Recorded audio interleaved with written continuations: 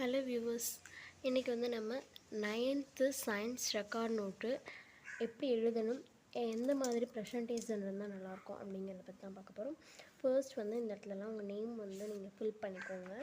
Certificate வந்து உங்கள் miss வந்து ஃபில் பண்ண வேணான்னு சொன்னாங்கன்னா பின்னாடி வந்து இன்டெக்ஸ் கொடுத்துருப்பாங்க இல்லையா, அங்கே மேலே வந்து உங்கள் நேம் வந்து செக்ஷன், கிளாஸு, ரோல் நம்பர் எல்லாமே வந்து கேட்டிருப்பாங்க. அங்கெல்லாம் ஃபஸ்ட் நீங்கள் வந்து ஃபில்அப் பண்ணிக்கோங்க.